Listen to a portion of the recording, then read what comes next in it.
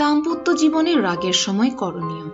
কখনো কখনো স্বামী কিংবা স্ত্রী ভীষণভাবে রেগে যায়। রাগের সময় তাদের সঙ্গী এমন কিছু করার চেষ্টা করে যাতে সে স্বাভাবিক হয়, কিন্তু হয় তার উল্টো।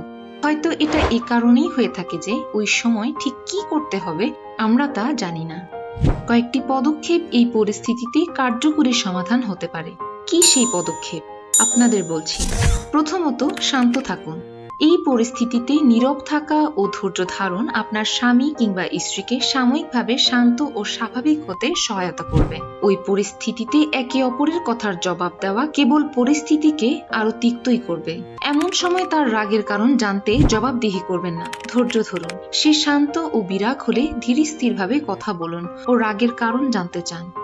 রাগের প্রতিক্রিয়ায় রাগ নয়। আপনি যদি রাগের প্রতিক্রিয়ায় রাগই করেন তবে তার প্রভাব মন্দই হবে। আপনাদের দুজনের কেউ একজন রেগে গেলে কেবল তাকেই রাগ করতে দিন এবং চেষ্টা করুন যেন তার রাগ আপনাকেও প্রভাবিত না করে। পরস্পরের প্রতি রাগ প্রকাশের সীমারেখা নির্ধারণ করুন। স্বাভাবিক সময়ে পরস্পরের সাথে কথা বলে রাগ প্রকাশের সীমারেখা নির্ধারণ করুন যে বিপরীত পক্ষের রাগ কত সময় ও কতটুকু সহ্য করবেন এবং সীমারেখা ছাড়িয়ে গেলে কি পদক্ষেপ নেবেন। আপনার জীবনসঙ্গীর রাগকে স্বভাবে পরিণত হতে দিবেন না।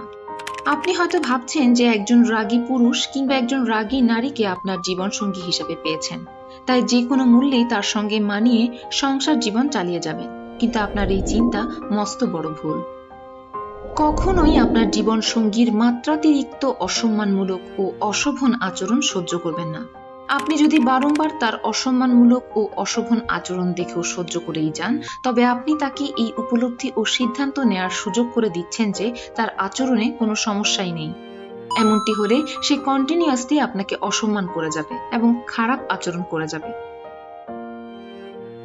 জেনে রাখুন কখন সাময়িক দূরত্ব তৈরি করবেন। এমন পরিস্থিতিতে কখনো কখনো পরস্পর থেকে সাময়িক দূরত্ব তৈরি ফলপ্রসূ হয়ে থাকে, তবে সাময়িক দূরত্ব মানে কিন্তু তাকে ছেড়ে চলে যাওয়া নয়। অল্প সময়ের জন্য চোখের আড়াল হওয়া, এতে আপনার সঙ্গী নিজের ভুল বুঝতে পারবে এবং আপনার নিকট এসে রাগের কারণ বর্ণনা করে দুঃখ প্রকাশ করবে এবং পরিস্থিতি স্বাভাবিক করতে পারবে। তবে সাবধান, রাগ প্রকাশের ক্ষণেই তার সঙ্গে জবাবদিহি ও তর্ক বিতর্ক করার একদমই সঠিক সময় নয়। সবশেষে সতর্ক থাকুন যাতে জীবন সঙ্গীর মন্দ আচরণের প্রভাব আপনার উপরও না পড়ে।